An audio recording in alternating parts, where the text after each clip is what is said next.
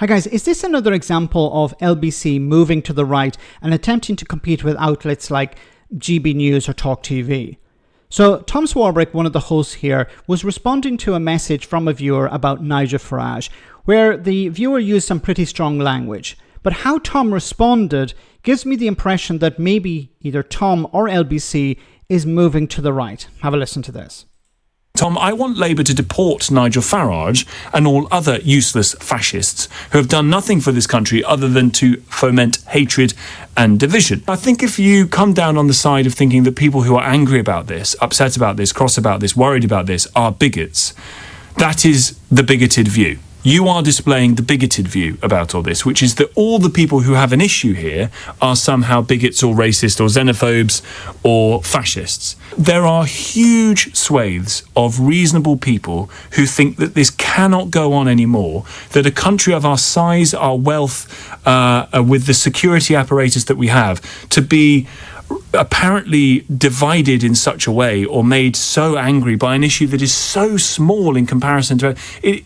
How are we not able to turn these boats around, these flimsy dinghies, with it when we've got a navy, seems ridiculous. Okay, you know that it's actually unlawful to turn the boats around. So why are you engaging in this rhetoric that we generally hear from the likes of Robert Jenrick or Nigel Farage? Now, when it comes to immigration, there are people who are not concerned about it at all. But there's also obviously a group of people who are concerned. But we can divide that group into two. One is people who are actually truly concerned, and the other is bigots and racists and xenophobes and fascists, okay? So the Robert Jenricks of this world, the Nigel Farages are in that latter group. They're not actually interested in proper solutions, because as soon as a proper solution is presented, they dismiss it. When it came to processing claims, when Robert Jenrick was an immigration minister, he said, no, we're not actually going to process claims because that creates a pull factor. You hear this stupid rhetoric about just turn the boats back, just send people back to France. These are not proper solutions. So these people are not interested in solving the problem. Now, what are the true concerns? There are true concerns. People are concerned about housing. People are concerned about the cost. People are concerned about integration. Now, what are the possible solutions to those? I keep saying when it comes to integration, it's a two-way street. People arriving in the country, whatever that country is, need to integrate. But you also have to facilitate that integration by providing English lessons or providing courses, or even ordinary citizens can go and meet with individuals, meet with asylum seekers if they're in the local area. Reach out to them. Create an event where it creates an atmosphere of friendliness. This helps people integrate. My question to Nigel Farage or Robert Jenrick or others is, what have you done to help people integrate? Nothing. Sweet FA, of course. Now the other is housing.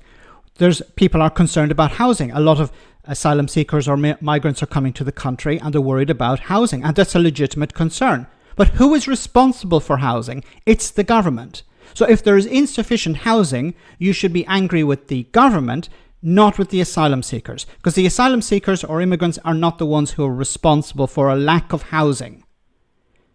Are they putting pressure on housing? Yes, there's no getting away from that, but the responsibility for affordable and social housing is down to the government. And then finally, when it comes to the cost, people are concerned about the cost.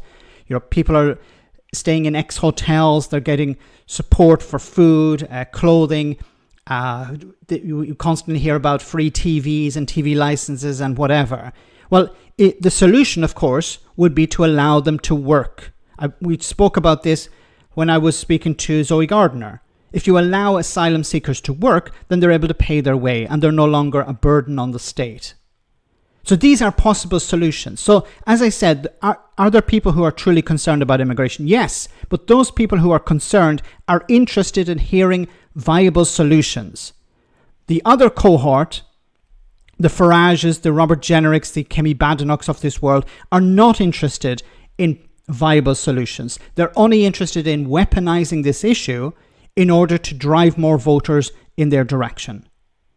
And sadly, it seems that Tom Swarbrick here is falling into that trap, where he's not focusing on the solutions, he's focusing on the rhetoric. Let me know in the comment section, guys, what you think, and I'll see you in the next video.